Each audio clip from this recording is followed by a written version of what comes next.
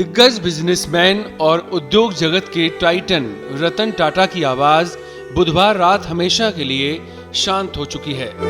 उनके निधन ने पूरी दुनिया को गहरा दुख दिया है। टाटा का अंतिम संस्कार बृहस्पतिवार शाम मध्य मुंबई स्थित एक शवदाह गृह में पूरे राजकीय सम्मान के साथ किया गया। इस दौरान मुंबई पुलिस ने उन्हें गार्ड ऑफ ऑनर और श्रद्धांजलि दी। वर्ली स्थित शवदाह गृह में रतन टाटा के छोटे भाई जिमी नवल और सौतेली मां सिमोन टाटा ने उन्हें अंतिम श्रद्धांजलि दी। इस दौरान उनके सौतेले भाई नोएल टाटा समेत उनके परिवार के अन्य सदस्य और टाटा समूह के लोग मौजूद रहे। देश के सबसे बड़े दानवीर को अंतिम विदाई देने तमाम उद्योगपति, राजनेता और बॉलीवुड सितारे पहुंचे। रतन टाटा का अंतिम संस्कार पारसी परंपरा के मुताबिक किया गया। एक धर्मगुरु ने बताया कि रतन टाटा के अंतिम संस्कार के बाद दक्षिण मुंबई के कोलाबा स्थित उनके बंगले में 3 दिन तक अनुष्ठान किए जाएंगे।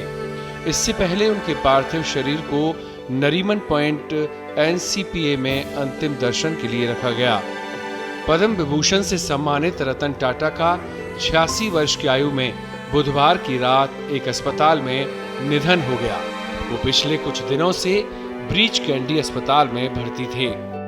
रतन टाटा अपने पीछे बड़ी विरासत छोड़ गए हैं। ऐसे में अब सवाल उठ रहा है कि उनके जाने के बाद उनका उत्तराधिकारी कौन होगा और टाटा ट्रस्ट की कमान कौन संभालेगा, जो कि अरबों डॉलर के टाटा ग्रुप की होल्डिंग कंपनी टाटा सन्स का संचालन करती है। रतन टाटा ने किसी भी व्यक्ति को अपना उत्तराधिकारी नहीं बनाया था। ऐसे में अब उनकी ट्रस्टियों में से ही किसी एक व्यक्ति का अध्यक्ष पद के लिए चुनाव किया जाएगा। टाटा समूह के 2 मुख्य ट्रस्ट हैं, जिसमें सर दोरावजी टाटा ट्रस्ट और सर रतन टाटा ट्रस्ट शामिल हैं। इन दोनों ट्रस्टों के पास संयुक्त रूप से टाटा समूह की प्रवर्तक कंपनी टाटा सन्स में करीब 52% हिस्सेदारी है। इस कंपनी के द्वारा टाटा समूह की कंपनियों का संचालन किया जाता है। ये समूह विमानन से लेकर FMCG तक के पोर्टफोलियो को संभालता है। दोनों ट्रस्टों में कुल 13 ट्रस्टी हैं। इनमें से कुछ लोग दोनों ट्रस्टों में ट्रस्टी की भूमिका निभा रहे हैं, जिसमें रतन टाटा के सौतेले भाई और ट्रेंड के चेयरमैन नोएल टाटा, पूर्व रक्षा सचिव विजय सिंह, ऑटोमोबाइल क्षेत्र के दिग्गज वेणु श्रीनिवासन, व्यवसायी मेहली मिस्त्री और वकील डेरियंस खम्बाटा के नाम शामिल हैं। टाटा ट्रस्ट के प्रमुख का चुनाव ट्रस्टियों में से बहुमत के आधार पर किया जाता है। फिलहाल विजय सिंह और वेणु श्रीनिवास इन दोनों ट्रस्टों के उपाध्यक्ष हैं, लेकिन इनमें से किसी एक के प्रमुख चुने जाने की संभावना अपेक्षाकृत कम है।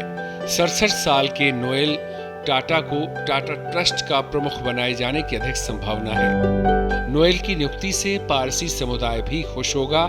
रतन टाटा पारसी थे।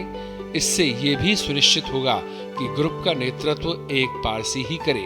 इस ट्रस्ट ने वित्त वर्ष 2023 में 470 करोड़ रुपए से अधिक का दान दिया था। स्पेशल रिपोर्ट पत्रिका।